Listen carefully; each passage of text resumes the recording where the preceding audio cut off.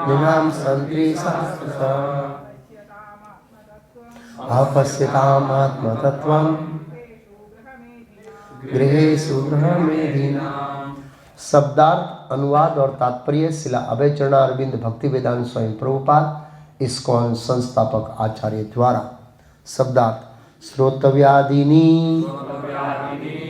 श्रवण योग्य विषयों में राजेंद्र हे सम्राट निर्णाम मानव समाज का जनट कर दो कुछ लाइट देंगे।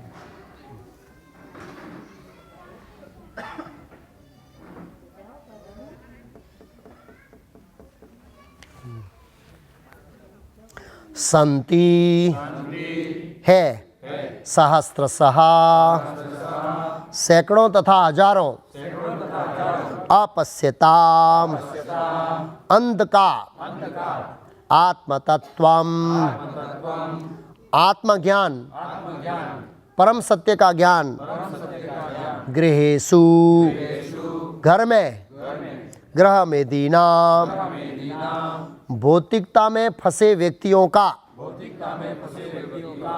अनुवाद मेरे पीछे दोहराइए। हे सम्राट भौतिकता में उलझे उन व्यक्ति जो परम सत्य विषयक ज्ञान के प्रति अंधे हैं, उनके पास मानव समाज में सुनने के लिए अनेक विषय होते हैं। तात्पर्य, प्रामाणिक शास्त्रों में पारिवारिक जीवन के लिए दो नाम हैं, एक गृहस्थ, दूसरा गृहमेधी। गृहस्थ वे हैं जो अपनी पत्नी तथा बच्चों के साथ रहते हैं, लेकिन परम सत्य की अनुभूति के लिए आध्यात्मिक जीवन बिताते हैं। किंतु गृहमेधी वे हैं जो केवल पारिवारिक सदस्यों के लाभ के लिए जीवित रहते हैं और इस प्रकार वे अन्यों से ईर्ष्या करते हैं, भले ही यह लाभ केंद्रित हो या विस्तृत। मेधी शब्द अन्यों से ईर्ष्या का सूचक है।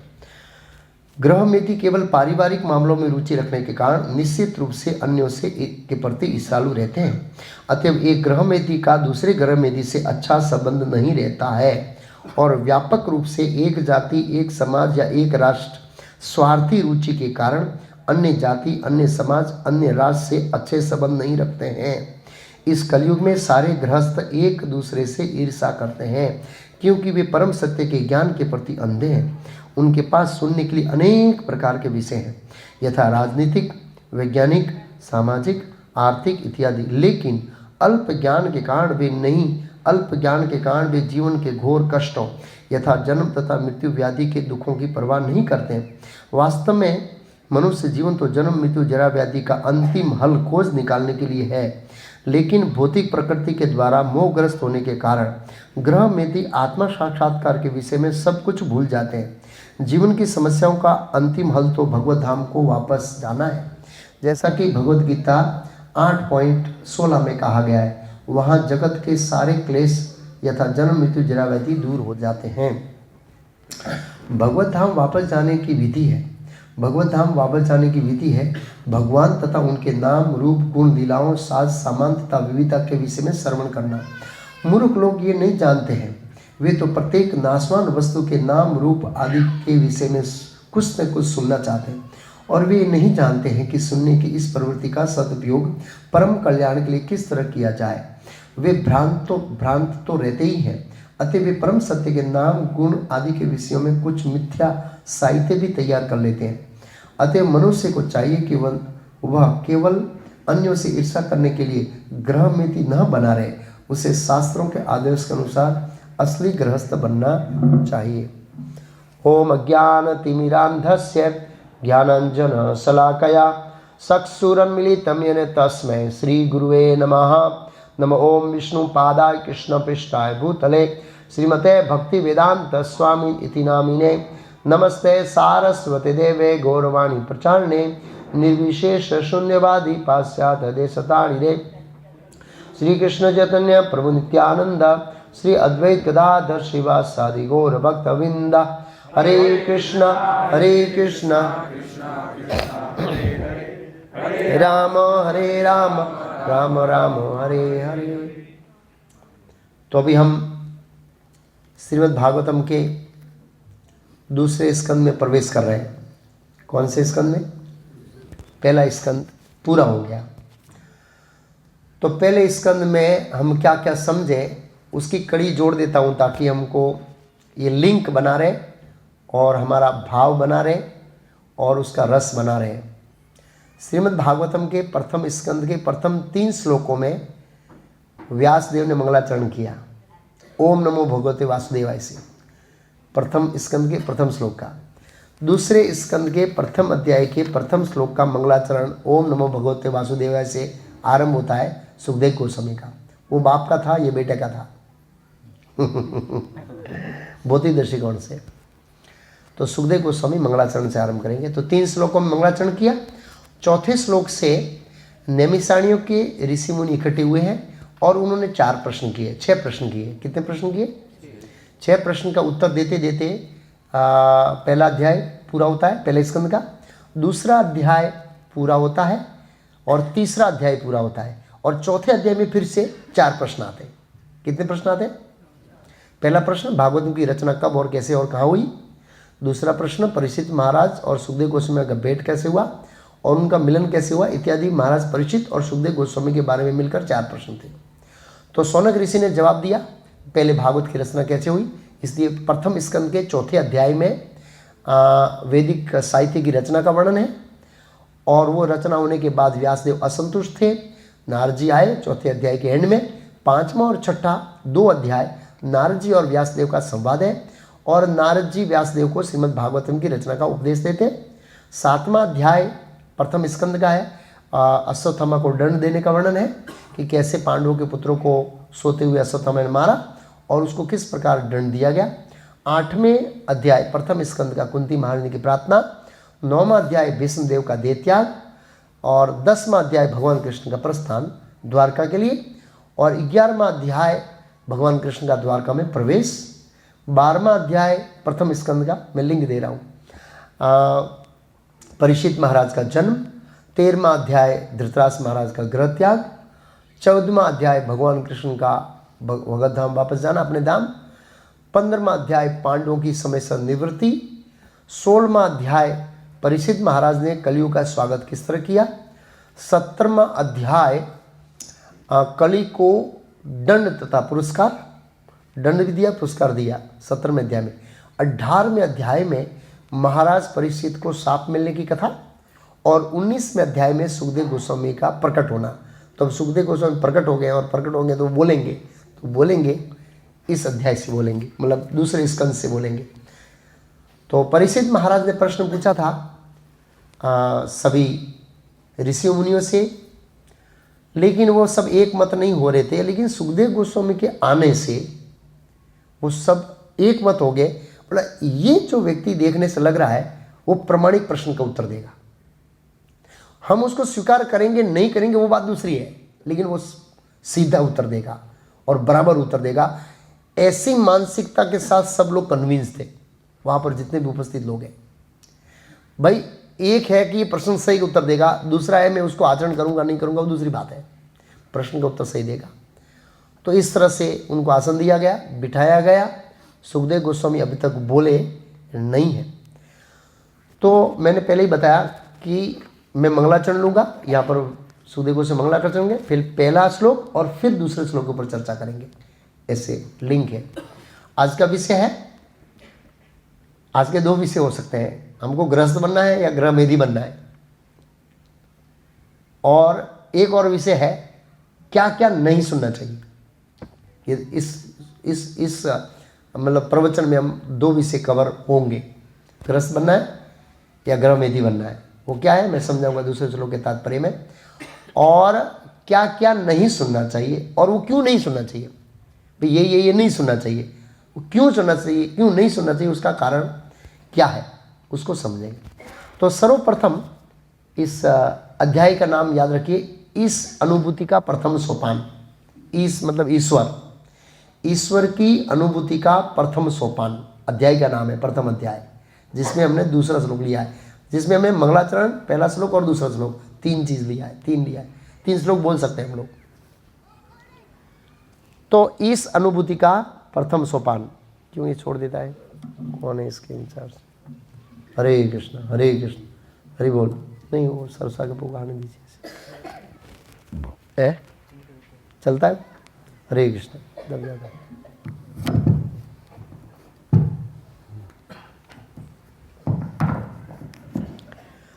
तो श्रीमद् भागवतम के इस दूसरे अध्याय के पहले मंगलाचरण होता है, फिर श्लोक 1 और श्लोक 2। इसका अध्याय का नाम है इस अनुभूति का प्रथम समान। उसका अगर मैं इंट्रोडक्शन दूंगा इस अध्याय का, तो सबसे पहले मंगलाचरण करते हैं। कौन? सुखदेव गोस्वामी। तो मंगलाचरण क्यों करते हैं वो पहले समझेंगे, और हम मंगलाचरण क्यों करते हैं, हम ओम नमो भगवते वासुदेवाय क्यों बोलते हैं शुरू करने से पहले, और दूसरा मंत्र क्यों नहीं बोलते, ये प्रश्न का उत्तर इस अध्याय के आरंभ में दिया गया है। क्योंकि सुखदेव गोस्वामी इसको बोल रहे हैं। कौन बोल रहे हैं?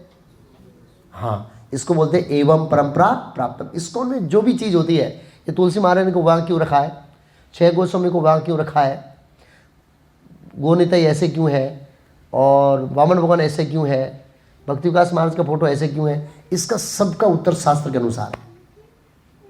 और हम ओम नमो भगवते वासुदेव क्यों बोलते हैं, उसका भी उत्तर भागवत के प्रथम स्कंद के दूसरे स्कंद के पहले अध्याय के पहले श्लोक में दिया है। क्यों बोलते हैं? क्योंकि एवं परंपरा प्राप्तम, हमारे आचार्यों ने ये किया है, और ये भागवतम प्रमाण है कि भागवतम के ऊपर व्याख्या देने से पहले व्यक्ति को मंगलाचरण करना चाहिए। मंगलाचरण है त्रिविध प्रकार, चैतन्य महात्मा का मंगलाचरण है त्रिविध प्रकार, 3 प्रकार के मंगलाचरण होते हैं। तो एक तो भगवान को प्रणाम होता है उसमें, और व्यक्ति कृपा की याचना करता है, और श्रोताओं को आशीर्वाद देता है। कितने? 3 चीज। मंगलाचरण है त्रिविध प्रकार, 3 प्रकार मंगला, भगवान को नमस्कार, और बोलने के लिए अनुमति, आशीर्वाद, और श्रोताओं को आशीर्वाद। कैसा आशीर्वाद? कि श्रोताओं को समझ में आए और मुझे भी समझ में आए, मैं भी बराबर बोलूँ, इस तरह का उसका उद्देश्य रहता है ये मंगलाचरण का। तो हम ओम नमो भगवते वासुदेवाय वो जप नहीं करते, उसका जप हम हरे कृष्ण का करते हैं, लेकिन हम ओम नमो भगवते वासुदेवाय प्रवचन देने से पहले बोलते हैं, क्योंकि ये हमारी परंपरा है और वो शास्त्रिक है परंपरा। यहाँ पर बोला है इसलिए बोल रहे हैं, ये पॉइंट बहुत महत्वपूर्ण है, क्लियर होना चाहिए। और मंगलाचरण क्यों करते हैं सुखदेव गोस्वामी? भगवान का आशीर्वाद लेने के लिए। याद रखना चाहिए, भगवान के आशीर्वाद के बिना ये जो आध्यात्मिक तत्व है, हरि गुरु और वैष्णव की कृपा के बिना समझ में आने वाला विषय नहीं है, बहुत कठिन विषय है।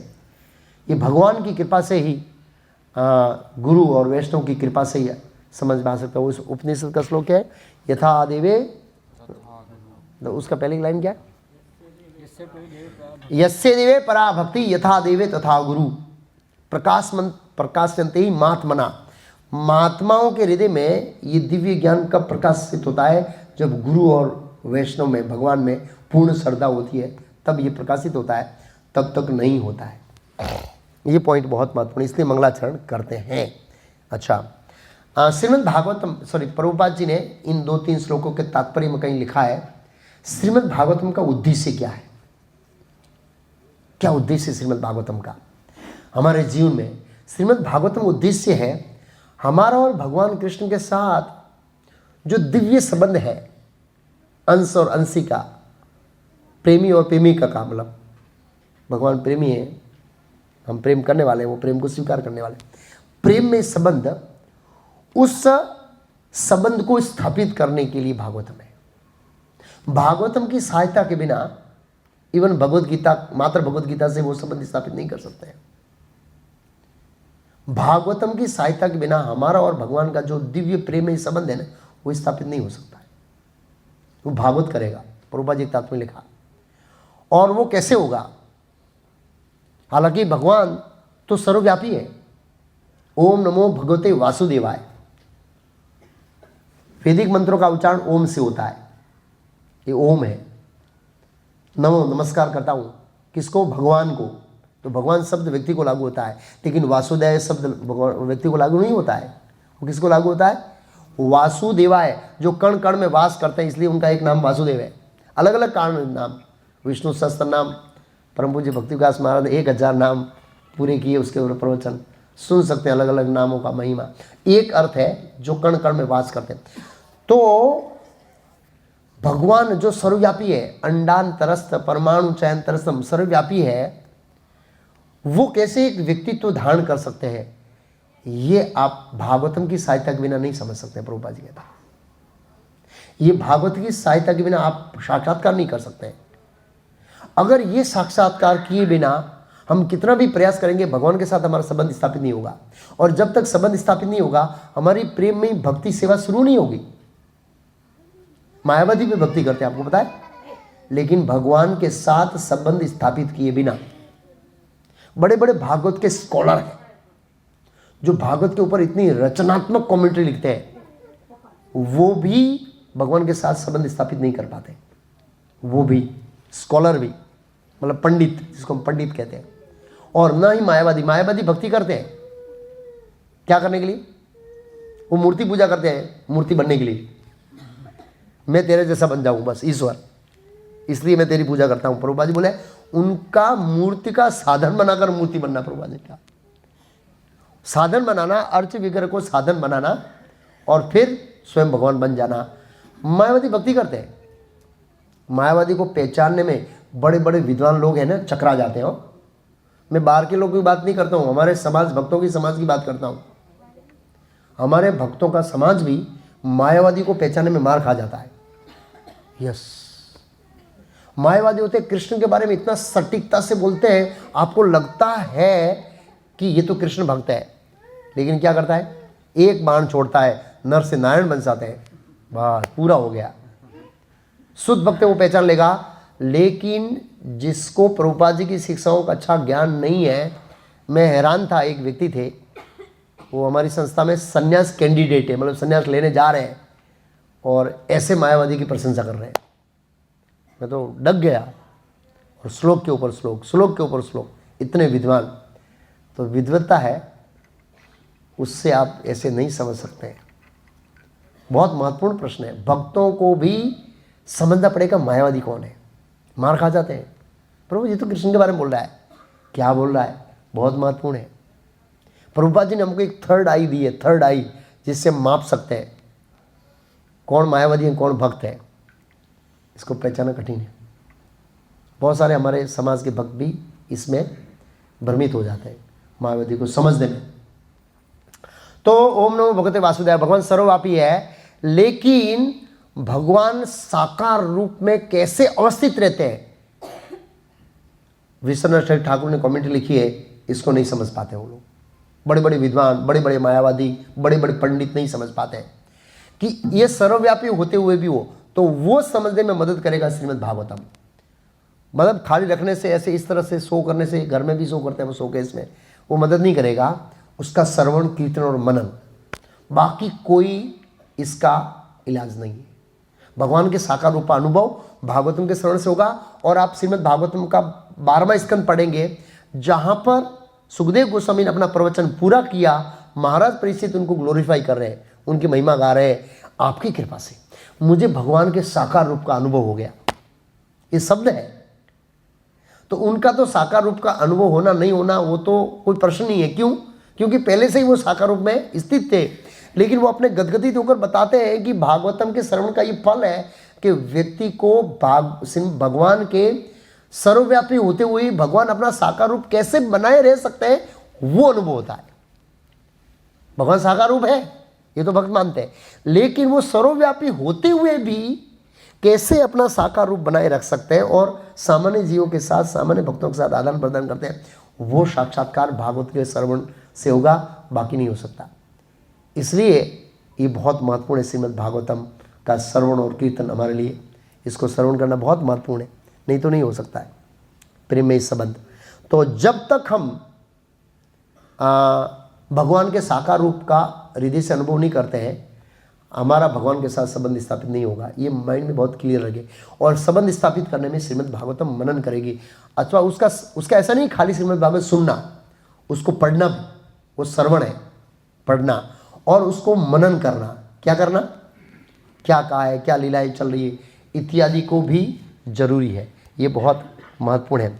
प्रभुपाद जी ने मंगलाचरण के तात्पर्य में ओम नमो भगवते वासुदेवाय, ये मंगलाचरण किया। मंगलाचरण के तात्पर्य में प्रभुपाद जी ने 2-3 पॉइंट बताए हैं। पहला पॉइंट प्रभुपाद जी ने बताया है वासुदेव, वासुदेव का अर्थ, वसुदेव के पुत्र कृष्ण। चूंकि वासुदेव कृष्ण के नाम कीर्तन से मनुष्य दान तथा तप के सारे लाभ प्राप्त करता है। तो प्रभुपाद जी ने तात्पर्य में पहला पॉइंट हाईलाइट किया कि वासुदेव के कीर्तन से, वासुदेव का कीर्तन गाने से दान और तप का लाभ मिल जाता है।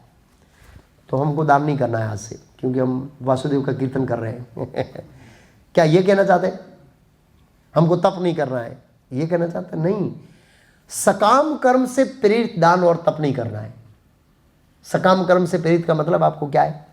सकाम कर्म से प्रेरित दान और तप कैसे होता है? जैसे भक्त पूछे, कई फोन आए, प्रभु जी कुंभ मेला में भक्तों को जाना चाहिए नहीं जाना चाहिए?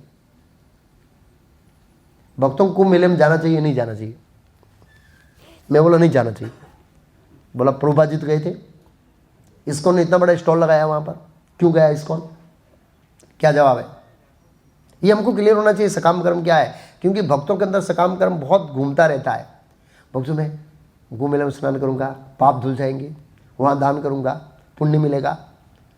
भाई वो दान और पुण्य से स्वर्ग जाएंगे तो वैकुंठ नहीं जाएंगे, गोलोक नहीं जाएंगे, वो सकाम कर्म से प्रेरित है।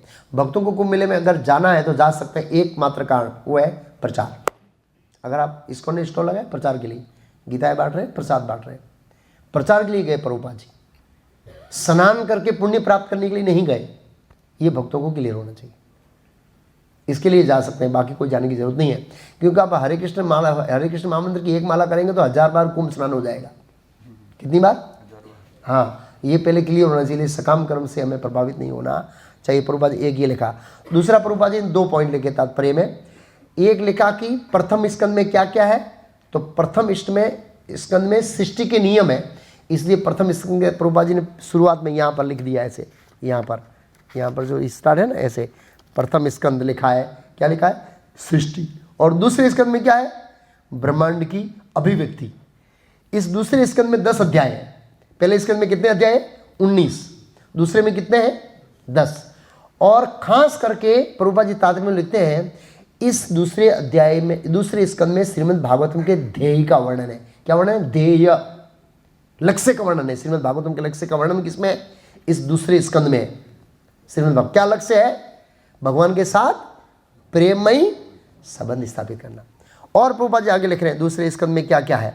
इसी प्रकार द्वितीय स्कंद में सृष्टि प्रागट्य के बाद के चरण का वर्णन किया गया है। द्वितीय स्कंद में विभिन्न ग्रह मंडलों का वर्णन भगवान की विराट के शरीर के विभिन्न भागों में रूप में किया गया।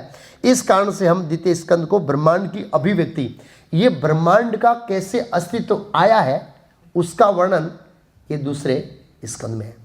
और दूसरे स्कंद में भागवतम के 10 विषयों का वर्णन है कि भागवत में जो 10 सब्जेक्ट है उसका वर्णन और उसकी परिभाषा, सर्ग, विसर्ग, उतया, पोषणम, मनमंत्र, ईशानुकथा, निरोधो, मुक्ति और आश्रय, ये 10 विषय। और इस 10 विषयों की परिभाषा क्या है? सर्ग क्या है, विसर्ग क्या है, उतय क्या है, पोषणम क्या है, मनमंत्र क्या है, ईशानुकथा क्या है, निरोधो क्या है, मुक्ति क्या है और आश्रय क्या है। आश्रय मतलब परमाश्रय, ये क्या है, इसकी परिभाषा दिया है। तो इसलिए ये दूसरा स्कंद भी बहुत महत्वपूर्ण है। तो मंगलाचरण करने के बाद सुखदेव गोस्वामी पहली बार बोल रहे हैं दूसरे स्कंद में, और भगवान भगवद गीता के दूसरे अध्याय में बोल रहे हैं। भगवान कृष्ण दूसरे अध्याय के 11वें श्लोक में बोल रहे हैं, तब तक बोले नहीं। सुखदेव गोस्वामी भी दूसरे स्कंद के प्रथम अध्याय के पहले श्लोक में बोल रहे हैं, बड़े प्रसन्न होकर बोल रहे हैं। हालांकि उससे पहले बोलते नहीं, गूंगे की तरह घूमते थे और लोग बुलाना चाहते थे, तू कौन है, कहाँ से है, तेरे माता पिता कहाँ है, इतना सुंदर है, कपड़ा क्यों नहीं पहनता है, इतना अच्छा है, बोलता क्यों नहीं है। ऐसे उसे बात निकलवाना चाहते थे। अगर माँ होती तो बोलते इसको बच्चा बना देता, बोल देगा तो। जवान लड़कियां देखती इसे शादी कर लेती, बोलता तो। हाँ, ये भाव थे उनके सब। बच्चे लोग सोचते इसको मित्र बना देते हैं, कितना अच्छा लग रहा है। वो बच्चे बच्चियाँ लड़कियाँ युवा युवतियाँ सब पीछे थी उनके। बड़े लोग थे, कहाँ से आया, कहाँ जा रहा है, बोलता क्यों नहीं, कुछ चाहिए तेरे को, तकलीफ है क्या। सब कुछ जो बुलवाना चाहते सब कुछ पूछते थे, वो सब कुछ भौतिक था। और सुखदेव गोस्वामी भौतिक शब्द के लिए एक भी उत्तर देना नहीं चाहते थे, कोई अर्थ नहीं है उनको लगा। केम छो सीधा पूछते। तो ये भक्तों को केम छो नहीं पूछना चाहिए। प्रभु जी कैसी भक्ति चल रही है, आदत डालनी पड़ी, क्योंकि ये आदत जन्मों जन्मों की, केम छो केम छो केम छो केम छो। अरे केम छो, भौतिक जगत में दुखी है सब। कई बार मेरे को पूछते लोग, प्रभु केम छो, बहुत दुखी छो। हाँ प्रभु जी, ऐसे लोग ऐसे हो जाते। तो भौतिक जगत में कौन सुखी रहेगा भाई, कोई सुखी नहीं रह सकता। पूछते हैं केम छो, आदत पड़ गई, इस आदत को बदलना है। कैसी भक्ति चल रही है, क्या प्रोग्राम चल रहे हैं प्रभु, क्या प्रचार चल रहा है, ऐसे आदत डालनी पड़ी। ये आदत इतनी आसानी से जाने वाली नहीं है, क्योंकि क्या जन्मों जन्मों की आदत है ना, इसलिए। तो बड़े प्रसन्न होकर बोले हैं सुखदेव गोस्वामी। क्यों बोल रहे हैं, बड़े प्रसन्न। वरियान, वरियान शब्द का प्रयोग किया है। श्री सुकवाच, पहला श्लोक ले रहा हूँ मैं, फिर दूसरे का आऊँगा। श्री सुकवाच वरियान, वरियान ये वरियान ऐसे वरियान एसते प्रश्न कुतो लोकितम नृपम आत्मावित्त सम्मतः पुंसाम श्रोत आदि सूय परा। बहुत खुश होके बोले, क्योंकि पहली बार इतना घूम के आया मैं, पहली बार एक व्यक्ति ने आध्यात्मिक प्रश्न किया है। क्या प्रश्न किया है, आध्यात्मिक प्रश्न। और आध्यात्मिक प्रश्न से ऊपर क्या प्रश्न है, ऐसा प्रश्न है जो इस दुनिया के सभी जीवों को हित करने वाला है।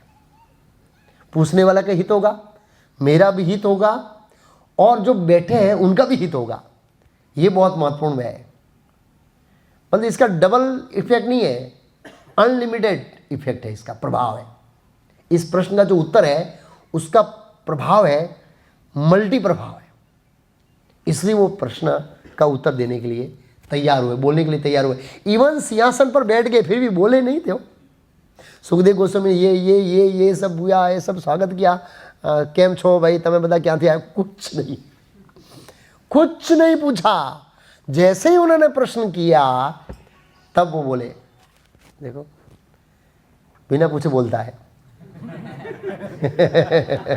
बिना पूछे ही बोलेगा। क्या छो, ऐसे पूछेगा। केम छो, ऐसे पूछेगा। ऐसे पूछता है। दो ही होते पहले तो, फिर बाद में चर्चा। क्या छो और केम छो। भौतिक जगत में हूँ, भूमंडल में, भारतवर्ष के 9 खंड में हूँ और दुखी हूँ। यही उसका वो ऑटोमेटिक वो क्या बोल रिकॉर्डिंग करके रख लेना चाहिए पहले, उसके बाद उसका उत्तर मिलना चाहिए जो भी है। तो जो महान लोग होते हैं वो बराबर शास्त्र के अनुसार जो प्रश्न होते हैं उसके बारे में बोलते हैं। जैसे जड़ भरत है, उन्होंने तभी बोलना आरंभ किया जब राजा रघुगण ने बहुत गंभीरता के साथ प्रश्न किया। हाँ, तो प्रशंसा किया। श्री सुकवाच वरियानेस, महिमा युक्त है आपका प्रश्न। क्यों महिमा युक्त है, ऐसे इस प्रश्न में क्या है, वरियानेस, ये प्रश्न महिमा युक्त है। क्या महिमा इस प्रश्न की, बहुत महत्वपूर्ण है। प्रभुपाद जी इस श्लोक के तात्पर्य में लिखते हैं कि ये प्रश्न कृष्ण के संबंधित है। किसके संबंधित है, हाँ मैं उसका दूसरे श्लोक के तात्पर्य में बताऊंगा। कृष्ण के संबंधित है और कृष्ण पूर्ण है। कृष्ण क्या है, उनके नाम पूर्ण है, उनके गुण पूर्ण है, उनकी लीला पूर्ण है, उनके संबंधित सब कुछ पूर्ण है। इसलिए उनके बीच में प्रश्न पूछना वो भी पूर्णता है। इसलिए यहां ये प्रश्न पूछने से पूर्णता का मार्ग प्रशस्त होगा। इसलिए महिमा युक्त है ये प्रश्न। वरियान इसका है ते प्रश्न, आपका प्रश्न महिमा युक्त है क्योंकि कृष्ण के संबंधित है और कृष्ण पूर्ण है। कृष्ण का नाम, गुण, रूप, लीला इत्यादि सब कुछ पूर्ण है। इसलिए फिर क्या क्या, कृतो लोक हितम नृप, नृप में से राजा, इससे लोगों का हित होगा। इस दुनिया में हर व्यक्ति अपना हित सोचता है, लोगों के हित का कोई नहीं सोचता है। लेकिन परीक्षित महाराज ने लोगों का हित सोचा। फिर क्या लिखा, आत्मावित्त। आत्मावित्त मतलब सभी आध्यात्मवादियों ने इस प्रश्न को सहृदय स्वीकार किया है। हाँ, ऐसे प्रश्न आवकार्य है। क्या प्रश्न आवकार्य है, ऐसे प्रश्न। तो कई बार लोग पर मुझे भक्ति विकास महाराज को प्रश्न पूछना चाहते हैं तो मैं फिल्टर करता हूँ जो मेरे माध्यम से जाते हैं वो, क्योंकि कई बार उल्टा सीधा पूछ लेते हैं और फिर महाराज मेरी ओर देखते हैं, यार तू कैसे लोगों को ले आया और मुझे बड़ा दुविधा होती है। वहाँ पर मैं उसको डांट नहीं सकता हूँ क्योंकि महाराज को मिलाने ले गया, क्योंकि उसको उत्साह मिलेगा। अब उसने उसको उल्टा सीधा प्रश्न पूछ दिया है तो पहले मैं पूछता हूँ भाई कैसा प्रश्न पूछते मेरे को बता दे भाई इसमें मेरी भी इज्जत बनी रहेगी, तेरी भी इज्जत बनी रहेगी नहीं तो हम दोनों महाराज के सामने मूर्खे बनेंगे। ये चैतन्य महाप्रभु शिक्षा क्या देता है, ये ऐसे प्रश्न पूछते हैं, इसका मतलब इसका प्रवचन बराबर नहीं है। तो कम से कम मेरी इज्जत मारने के लिए मैं 2-3 बार ऐसे ले गया, लोगों ने उल्टा सीधा प्रश्न कर दिया तो फिर मैं बहुत सावधान हो गया कि अब फिल्टर करके ले जाना पड़ेगा। ऐसे ही चैतन्य महाप्रभु जब जगन्नाथपुरी में थे तब लोग शास्त्रों के श्लोकों, स्तुति, जगन्नाथ भगवान की स्तुति इत्यादि लिखते थे श्लोकों में और वो ले जाते थे और चैतन्य बाबू को सुनाते थे, लेकिन उसमें रस आभास होता था, फिलोसॉफिकल तकलीफ होती थी, मायावाद का छांट होता था। तो मेरे ख्याल से स्वरूप दामोदर, तो वो स्वरूप दामोदर क्या करते थे, उनको फिल्टर करते थे। और एक बार एक ऐसा आया पंडित बड़ा उत्साही था कि मैंने कविता लिखी है, चैतन्य बाबू को पसंद आई, बोले नहीं इसमें रस आभास है, तुम नहीं सुना सकते। तो ये बहुत ज़रूरी है कि आध्यात्मवादियों ने, महान आध्यात्मवादियों, इन्होंने इसका स्वीकार किया है। आत्मित सम्मत, वो उनकी सम्मति है, ऐसे प्रश्नों के लिए सम्मति दी है।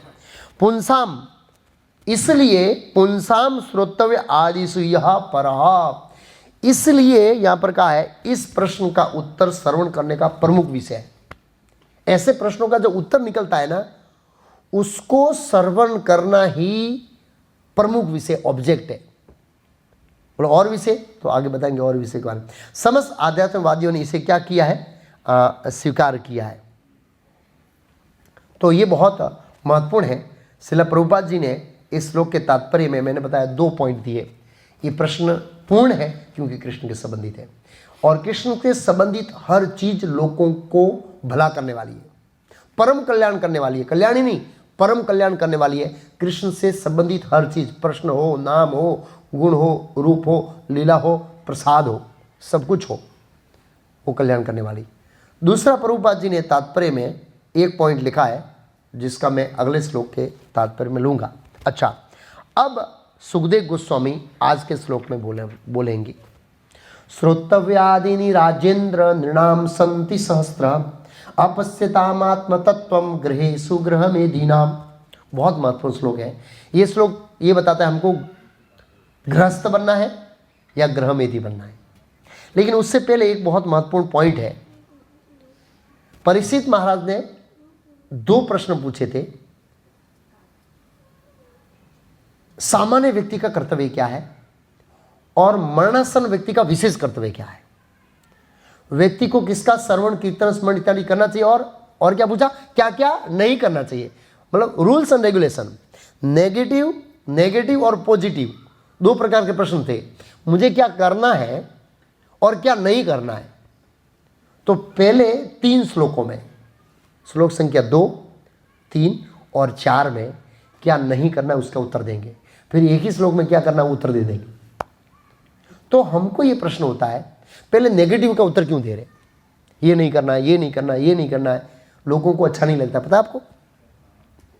हम जब बोलते हैं ये नहीं करना, ये नहीं करना, ये नहीं करना, ये करना, लोग बोले प्रभु हृदय में एक के बाद एक बॉम्ब फोड़ रहे हैं आप। चाय, कॉफी, बीड़ी, ये ऐसे बड़ा धक्का लगता है हमको। जब इसका मना करते हैं तो हमको क्या लगता है, बड़ा धक्का लगता है। एक के बाद एक ऐसे बड़े बड़े बॉम्ब गिर रहे हैं। करना करते तो बहुत अच्छा लगता है, क्यों मना कर रहे हैं, ये बहुत जानना जरूरी है। नेगेटिव रूप में उत्तर देंगे। तो याद रखिए, जब तक हम नेगेटिव प्रवाह को रोकेंगे नहीं, नेगेटिव विषय को रोके नहीं, तब तक पॉजिटिव विषय असर नहीं करेगा। इसका उदाहरण दो, बहुत सिंपल, ये विज्ञान है। अगर हम डॉक्टर की दवाई ले रहे हैं और डॉक्टर ने बताया कि भाई खट्टा नहीं खाना है, ये नेगेटिव है, दवा खाना ये पॉजिटिव है, और हम खट्टा खा रहे हैं या तेल वाला खा रहे हैं, जो भी डॉक्टर ने मना किया है वो कर रहे हैं और साथ साथ में दवा खा रहे हैं, तो दवा का असर, इसलिए पहले बता रहे हैं, ये नहीं करना है, जो नहीं करना है उसके बारे में बता रहे हैं, फिर बताएंगे क्या करना है उनका जो प्रश्न था उसको क्या क्या नहीं करना चाहिए, तो वो बता रहे क्या क्या नहीं करना चाहिए, इसलिए उत्तर दे रहे हैं। हाँ, दूसरा उदाहरण है, जो सुनेंगे ना उसके बारे में हमारा स्मरण होगा। याद रखिए, हम जिन विषयों के बारे में सुनते हैं ना वो विषय हमारे लिए स्मरणीय बन जाते हैं। क्या बन जाते हैं? हाँ, इसी श्लोक में बताएंगे कि अगर आपको जो रियल चीज करना है तो क्या चीज नहीं करना है, कि वो रियल चीज करने जाएंगे तो जो नहीं करना है उसके बारे में सुना है ना तो उसके ऊपर भारी प्रभाव डालेगा। एक पॉइंट।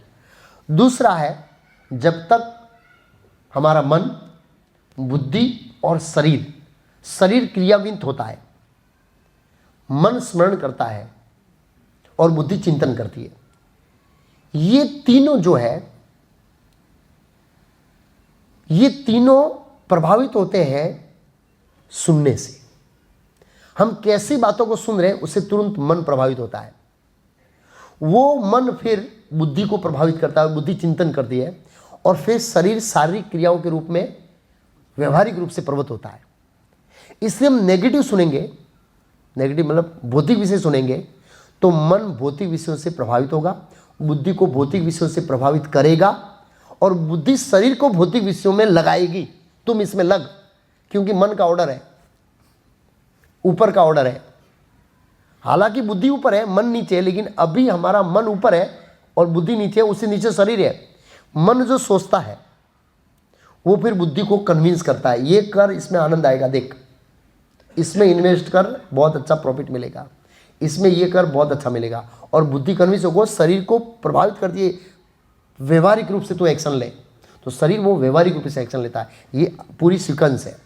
इसलिए अगर हम भौतिक विषयों को श्रवण करेंगे तो फिर हमारा मन, बुद्धि और फिर शरीर को इसमें लगाएगा।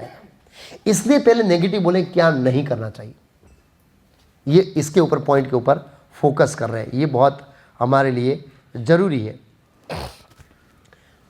हाँ, अब ये श्लोक के ऊपर चर्चा करेंगे। क्या कहा इस श्लोक में? दूसरे श्लोक, श्रोतव्य आदिनी श्रवण करी योग्य राजेंद्र, हे राजा, नृणाम मनुष्यों के लिए संति मल है सहस्त्रशः। बोला भौतिक जगत में जो अपश्यताम आत्मतत्वम, आत्म तत्व के प्रति अंधे हैं, जिनको आत्म तत्व का ज्ञान नहीं है, परम सत्य का ज्ञान नहीं है, उनको सुनने के लिए हजारों विषय है। हजारों विषय मतलब सहस्त्र लिखा है, और प्रभुपाद जी ने तात्पर्य में लिखा है सहस्त्र विषय क्या क्या है। तात्पर्य में क्या क्या लिखा है?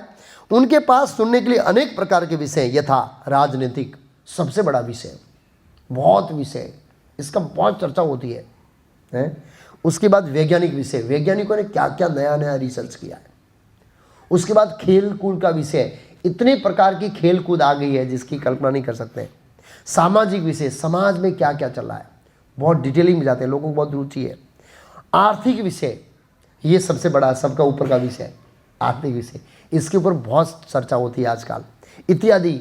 इसमें बहुत सारी चीज़ें हैं, आप चर्चा करने जाए शास्त्रों। और कलयुग ने और मायादेव ने मीटिंग करके इस विषयों को श्रवण करने के लिए फैसिलिटी एकदम सरल कर दी है। बोला आपको एक ही जगह पूरे वर्ल्ड की श्रवण करने योग्य विषय वो हमारे पास है। कलयुग और मायादेव बोलते हमारे पास है। एक बटन दबाओ और ऑब्जेक्ट डालो। एक ऑब्जेक्ट, राजनीति के ऊपर 1 करोड़ लेक्चर है, साइंस के ऊपर 1 करोड़ वीडियो है, सामाजिक के ऊपर 1 करोड़ वीडियो है, how became a millionaire 1 crore video है। आप डाल के देखिए, हमारे इतने प्रवचन नहीं मिलेंगे, भौतिकवादियों के करोड़ करोड़ लेक्चर होंगे यूट्यूब के अंदर, और उसमें भी वेराइटी दी है।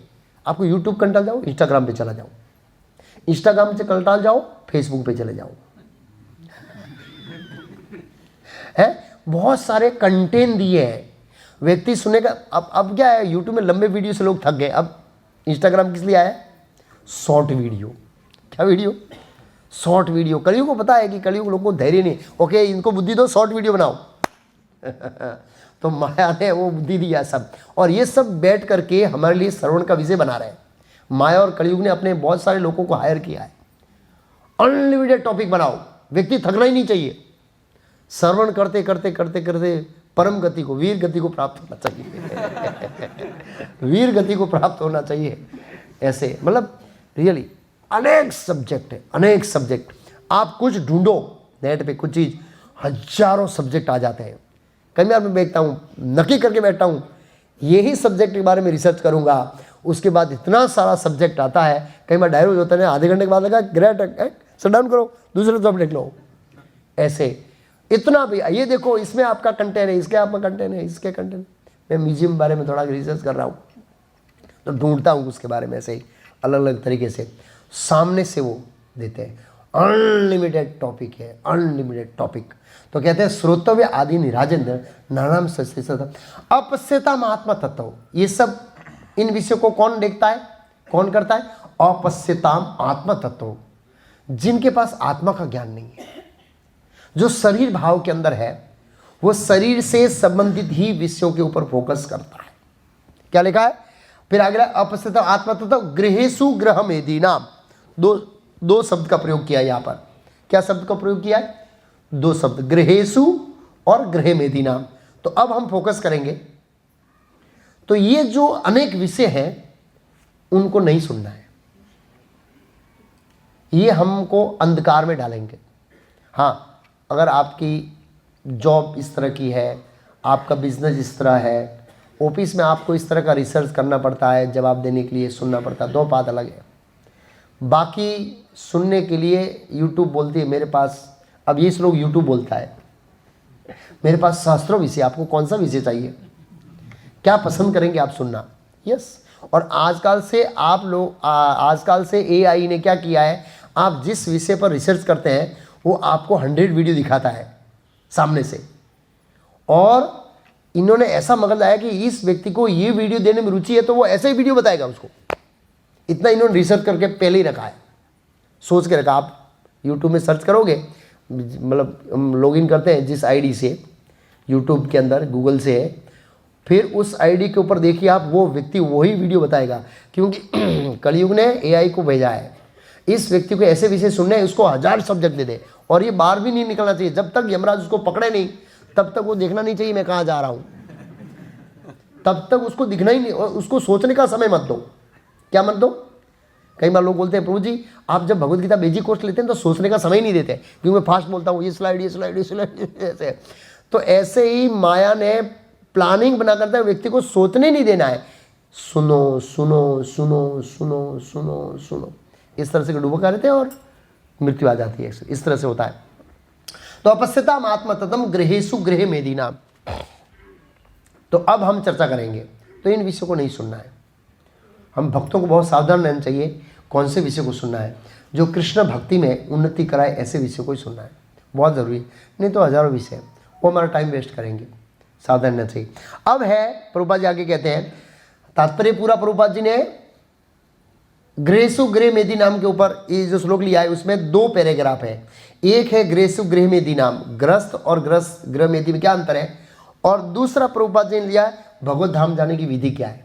2 के ऊपर तात्पर्य है, उसके ऊपर हम चर्चा थोड़ा फोकस करेंगे। पहला है प्रमाणिक शास्त्रों में परिवार जीवन के लिए 2 नाम है, गृहस्थ गृहमेधी। एक गृहस्थ नाम है, एक गृहमेधी। एक ब्राह्मण है, एक ब्राह्मण बंधु। एक क्षत्रिय है, एक क्षत्रिय बंधु। ये शब्द है शास्त्रों के। क्षत्रिय बंधु मतलब क्षत्रिय के परिवार में जन्म हुआ है लेकिन क्षत्रिय के गुण नहीं। ब्राह्मण बंधु मतलब ब्राह्मण के परिवार में जन्म हुआ है, ब्राह्मण के गुण नहीं। ग्रह मीन्स घर में रहता है, मेधी नाम वो गृहस्थ आश्रम है, लेकिन जो गृहस्थ आश्रम के नियम को पालन नहीं करता है वो गृह मेधी नाम। तो प्रभुपाद जी कहते हैं एक गृहस्थ और दूसरा गृह मेधी। गृहस्थ वे हैं जो अपनी पत्नी तथा बच्चों के साथ रहते हैं। प्रभुपाद जी क्या गृहस्थ तभी कहा सकता है जब पत्नी और बच्चे हो। क्या हो? पत्नी और बच्चे, वो होना चाहिए गृहस्थों के लिए। पत्नी और बच्चे और घर में रहना चाहिए, कहने का मतलब ये उसको। और क्या आध्यात्मिक जीवन बिताते हैं। कौन सा जीवन बताते हैं? जिनके जीवन में आध्यात्मिकता की प्रधानता रहती है कि भी जीवन में भक्ति करना ही हमारा प्रधानता है। अर्थ उपार्जन, दूसरे भौतिक कर्तव्य इत्यादि वो गौण है। इसका मतलब ये नहीं है कि आप आध्यात्मिक प्रवृत्ति करेंगे तो उसको कर नहीं पाएंगे, नहीं, ये गलत बात है। मैंने कितनी बार बताया। लोग ऐसे सोचते हैं कि हमारे पास भक्ति करने का समय नहीं है और भगवान उपदेश देते हैं, ये कंट्रोवर्सी कैसे हो सकती है? भगवान उपदेश देते हैं हमको भक्ति करो और भगवान ने हमको समय नहीं दिया, क्या ये संभव हो सकता है? ये संभव ही नहीं है। भगवान आदेश दे और हमको समय नहीं दे, ये हो ही नहीं सकता है। भगवान हमें आदेश दे रहे भक्ति करो, मतलब भगवान ने हमको समय दिया है। तो वैदिक समय में समय को 3 भागों में किया था। 8 घंटा शरीर के लिए, प्रत्येक शरीर के लिए, प्रत्येक शरीर के मतलब निद्रा, खाना, सोना, नहाना धोना 8 घंटे में, 6 घंटा सोना, 2 घंटा सब नहाना धोना पर्सनल आ गया, व्यक्तिगत। 8 घंटा परिवार के लिए, परिवार के लिए मतलब इसमें अर्थ उपार्जन आ गया। 8 घंटा भक्ति के लिए, ये डिवाइड समय था। और हमने क्या किया है, ये जो 8 घंटा भक्ति के लिए था वो 8 घंटा परिवार मेंटेन में डाल दिया है। क्यों? जीवन की आकांक्षाएं बहुत ऊंची कर दी हमने। कोरोना में लोगों को अनुभव है कि व्यक्ति बहुत कम पैसे में घर चला सकता है। क्यों? थिएटर बंद, रेस्टोरेंट बंद, मनोरंजन के सभी साधन बंद। तो बोले यार खर्चा ही नहीं है घर में। तो लोगों को, जो बुद्धिमान थे, उनको पता लगा कि रियल में मेरी नीड्स तो बहुत, शरीर टिकाने के लिए मेरी नीड बहुत कम है, ये सब तो मनोरंजन में जा रहे हैं। और ऐसा होता है, लोगों की नीड बहुत कम थी। पेट्रोल बच गया। क्यों बच गया? सबसे ज़्यादा पेट्रोल महंगा है ना, कि हम थिएटर जाते हैं, पान खाने जाते हैं, ये खाने जाते हैं, रेस्टोरेंट जाते हैं, तो चलता है ना, घूमने जाते हैं, लटार मारने जाते हैं, सब बंद हो गया। शरीर को टिकाने के लिए जरूर था, वही गाड़ी चलता था, खाना, बराबर ना, और वो तो बहुत कम में पूरा होता था। तो हमारी नीड बढ़ा दी है, इसलिए हमने 8 घंटे को उठा के कहाँ डाल दिया है? शरीर और परिवार के पालन पोषण में डाल दिया है। इसलिए हमने आध्यात्मिकता को प्रधानता कम दे दिए, तो फिर हम ग्रह मेधि में आते हैं। अगर हम आध्यात्मिक जीवन की प्रधानता को सेकेंडरी देते हैं, सब कुछ मेरा पूरा हो जाएगा, मेरा कमाई पूरा हो जाएगा, परिवार का ध्यान पूरा हो जाएगा, समाज का पूरा हो जाएगा, सब शादियों में हाजिरी भरने का पूरा हो जाएगा, फ्री होऊंगा तो संडे जाऊंगा, तो हम ग्रह मेधि है भाई। बस भक्त हो या अभक्त हो, वो मानी नहीं रखता। सुखदेव गोस्वामी बोलने में बहुत स्पष्ट है। फिर आगे लिखा है, हाँ, तो अनुभूति, लेकिन परम सत्य की अनुभूति लिए आध्यात्मिक जीवन बिताते हैं, तो उनका प्राधान्य वो रहता है। ऐसा प्रैक्टिकल है, ऐसा नहीं है। इतने बड़े बड़े चक्रवर्ती सम्राट हो गए जिन्होंने आध्यात्मिकता को प्रधानता दी थी, और वो हमसे भी जवाबदार व्यक्ति थे। युधिष्ठिर महाराज, परीक्षित महाराज और ध्रुव महाराज, प्रहलाद महाराज, ये बहुत बड़ी जवाबदारियों के साथ बैठे थे। और जवाबदारी मतलब ऐसा नहीं है कि किसी को कोई खून कर रहा है, कोई पड़ी नहीं है, मैं अपने में मस्त हूं ना। परीक्षित महाराज ने पहली बार अपने राज्य के अंदर एक व्यक्ति को गाय के पैर के ऊपर प्रहार करते देखा। अरे मेरे राज्य में पहली बार एक गाय को रोना पड़ रहा है, उसको धासका लग गया। इतने रिस्पॉन्सिबल व्यक्ति थे वो। आज समाज के अंदर हजारों लोगों के साथ अन्याय हो रहा है, लोग रो रहे हैं, किसी को न्याय नहीं मिल रहा है, क्योंकि सब राजा लापरवाही है, नेता लापरवाही है। परीक्षित महाराज ऐसे लापरवाही नहीं थे। एक गाय के ऊपर प्रहार कर रहा है तो आश्चर्यचकित, मेरे राज्य में पहली बार एक गाय को रोते हुए मैं देख रहा हूं। वो तो मनुष्य भी नहीं था, प्राणी को रोते हुए भी वो नहीं देखना चाह रहे थे। ऐसे जवाबदार व्यक्ति थे। वो जवाबदार व्यक्ति इतनी बड़ी जवाबदारी निभाने के साथ भी भक्ति करते थे। बोले प्रभु जी, वो तो आप 5000 साल पहले की बात कर रहे हैं, अभी प्रैक्टिकल बात करिए। प्रैक्टिकल बात कर रहा हूं मैं। जहां चाह वहां राह, इच्छा करो भगवान रास्ता बना देंगे। और इच्छा के बाद क्या आता है पता है? प्रार्थना। और प्रार्थना के बाद क्या आता है पता है? प्रयास करके देखो, आप रास्ता बना देंगे भगवान। भगवान बोले आपको भक्ति करो, समय ही नहीं दे, तो ये तो हो ही नहीं सकता। हम उस समय का दुरुपयोग करते हैं और बहाना निकालते हैं कि मेरे पास समय, जिसके पास समय नहीं है, मेरे पास आपका सबका शेड्यूल है, मैं आपको शेड्यूल बना देता हूँ। प्रभु आपके पास 2.5 घंटा है कम से कम। कितना घंटा है? 16 माला, आधा घंटा रीडिंग, मैं आप सबको निकाल के दे सकता हूँ। पर्सनल मिल सकते हैं, मजाक नहीं कर रहा हूँ मैं। समय ही समय, वो कैसे निकालना है वो गाइडेंस चाहिए, निकल सकता है ऐसे। ओके, फिर प्रभा जी, किंतु अब ग्रह मेधि का बता रहे हैं। गृहस्थ का बता दिया, आध्यात्मिकता प्रधानता, ग्रह मेधि का बता रहे। किंतु ग्रह मेधि वे है जो केवल पारिवारिक सदस्यों के लाभ के लिए जीवित रहते हैं और इस प्रकार वे अन्यों से ईर्ष्या करते हैं। ग्रह मेधि प्रभा जी का हमेशा दूसरे से ईर्ष्या करता है। ये मेरे गांव, मेरे साथ में ही गांव से आया था, इसकी तो ये मर्सिडीज कार आ गई, बंगला बन गया, मेरा क्यों नहीं? ईर्षा। ईर्षा, प्रभुपाद आगे बताएंगे ईर्षा के बारे में। केवल पारिवारिक सदस्यों के लाभ के लिए जीवित रहते, वे इस प्रकार अन्य से ईर्षा करते, भले ही ये लाभ केंद्रित हो, जो परिवार का लाभ है वो कई बार स्व केंद्रित होता है, कई बार विस्तृत होता है, ये बता रहे हैं प्रभुपाद जी।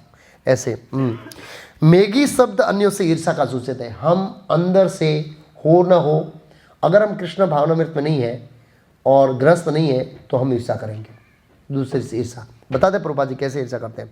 ग्रह मेदी केवल पारिवारिक मालों में रुचि रखने के कारण निश्चित रूप से अन्य के प्रति ईर्षालु रहते हैं। अतः एक ग्रह मेदी का दूसरे ग्रह मेदी से अच्छा संबंध नहीं रहता है। एक बार मैं गया था एक शादी में, कोई बोल रहा ये दोनों बहुत करोड़पति पार्टी है, ये भाई है, उसके भाई की लड़के में शादी में नहीं आया, दोनों को बनता नहीं है। ऐसा होता है? नहीं बनता है, रूठ जाते हैं, नहीं आते। ईर्षा। और व्यापक रूप से एक जाति, एक समाज, एक राष्ट्र स्वार्थी रुचि के कारण अन्य जाति, अन्य समाज, राष्ट्र से अच्छे संबंध नहीं रखते हैं। और हम देख रहे हैं किसी भी देश का किसी देश से अच्छा संबंध नहीं है, लड़ रहे हैं कुत्तों की तरह। क्यों लड़ रहे हैं? ईर्षा। प्रभुपाद जी ने तात्पर्य एकदम प्रैक्टिकल दिया है। एक समाज दूसरे समाज से लड़ रहा है, एक जाति दूसरे जाति से लड़ रही है, एक राज्य दूसरे राज्य से लड़ रहा है, एक राष्ट्र दूसरे राष्ट्र से लड़ रहा है, और एक ग्रस्त दूसरे ग्रस्त से लड़ रहा है।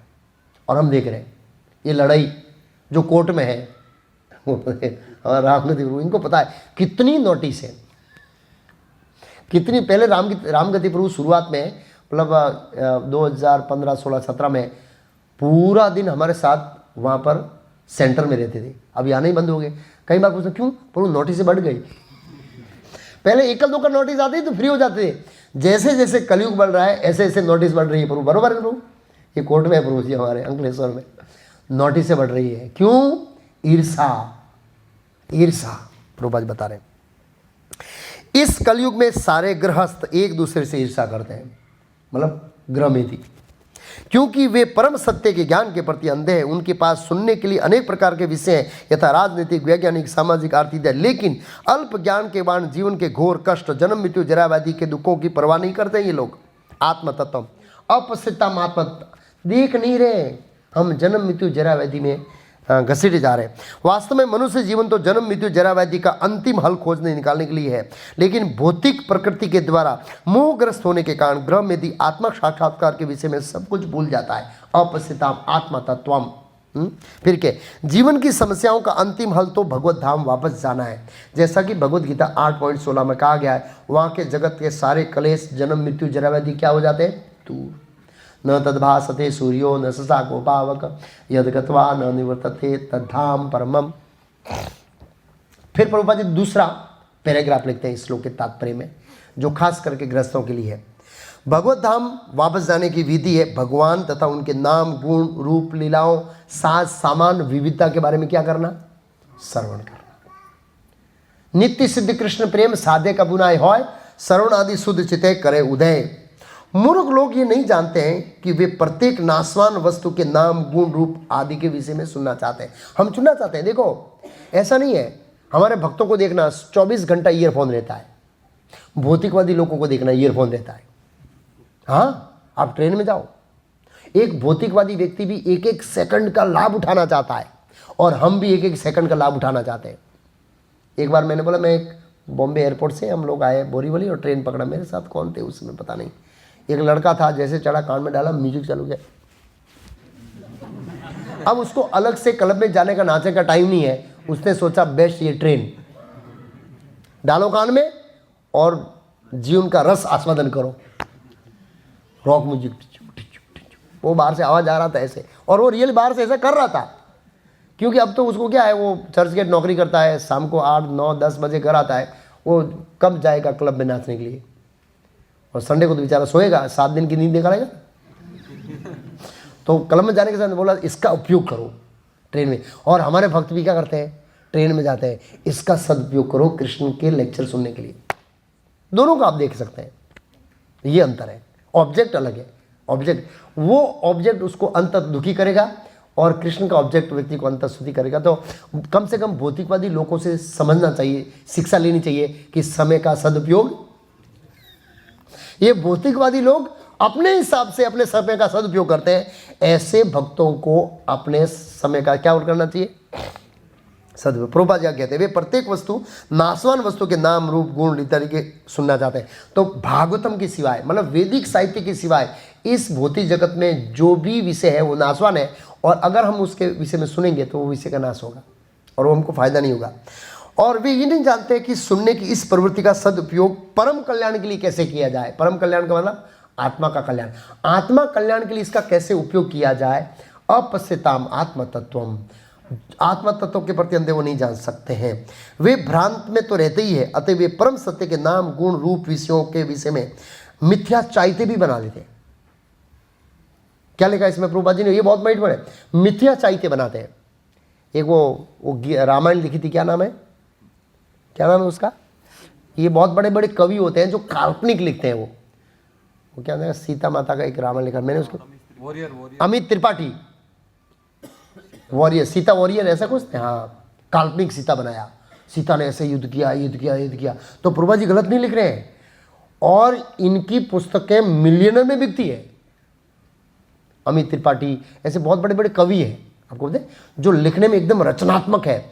ऐसे स्टोरी बनाएंगे कि आप उसमें पढ़ेंगे तो आपको रियलिस्टिक, आप एक विजुलाइज कर पाएंगे और एक ऐसी दुनिया में चले जाएंगे। उनका लिखने का ढब ऐसे होता है। और बहुत सारे लोग, मैंने उसमें एक लेक्चर दिया था, बताया था, महाराष्ट्र में 2-3 लोग हैं काल्पनिक, शिव के बारे में काल्पनिक लिखते हैं, जबरदस्त लिखते हैं। प्रभुपाद जी क्या कहते हैं? अतः वे परम सत्य के नाम, गुण, रूपों आदि के विषयों में कुछ मिथ्या साहित्य भी तैयार कर लेते हैं। मिथ्या साहित्य और बहुत सारे नाम है, 5-6 नाम है, जो बहुत बड़े राइटर है और उनकी बुक मिलियन में बेचती है, महंगी होती है तो भी लोग लेते हैं। अपश्यताम आत्म तत्व। फिर लिखा है, अतः मनुष्य को चाहिए कि वह केवल अन्यों से ईर्षा करने के लिए ग्रह मेधी न बना रहे, उसे शास्त्रों के अनुसार क्या करना चाहिए? असली गृहस्थ बनना चाहिए। मतलब दूसरों की ईर्षा न करके, आत्म तत्व के बारे में जिज्ञासा करके अपना तो कल्याण करना चाहिए और दूसरों का भी क्या करना चाहिए? कल्याण करना चाहिए। ये प्रभुपाद जी कहना चाहते हैं। 2 श्लोक और बोलेंगे। ये अगला श्लोक बताएगा, 3रा श्लोक, कि ये जो आत्म तत्व से अज्ञानी लोग हैं उसका समय किस में जाता है, प्रैक्टिकली स्थूल रूप से किस में जाता है, और वो उसमें समय क्यों इन्वेस्ट करते हैं। एक अज्ञानी व्यक्ति है, वो उसमें समय इन्वेस्ट क्यों करता है, इसका कारण क्या है, वो 4थे श्लोक में बताएंगे। और 5वें श्लोक में बताएंगे क्या करना है हमको। तो 3 श्लोक हम अगली बार लेंगे, भगवान कृष्ण की इच्छा होगी तो हम इसके ऊपर चर्चा करेंगे। तो आज हम समझे क्या क्या नहीं सुनना चाहिए। कृष्ण कथा के सिवाय जो भी विषय है वो नहीं सुनना है, वो हमको इतना लाभप्रद नहीं होगा। और हमको गृहस्थ बनना चाहिए। गृहस्थ मतलब जो गृहस्थ आश्रम के विधि विधान है उसको पालन करने का प्रयास करना चाहिए। ग्रह मेधी नहीं बनना चाहिए। ग्रह मेधी का मतलब है आत्म तत्व से विहीन, हाँ, वामन बुकर से, हाँ, आत्म तत्व से विहीन व्यक्ति जो है वो ग्रह मेधी है। अज्ञान के अंदर अपना समय बर्बाद करता है, तो भक्तों को नहीं करना चाहिए। हरे कृष्णा। कुछ अनाउंसमेंट है?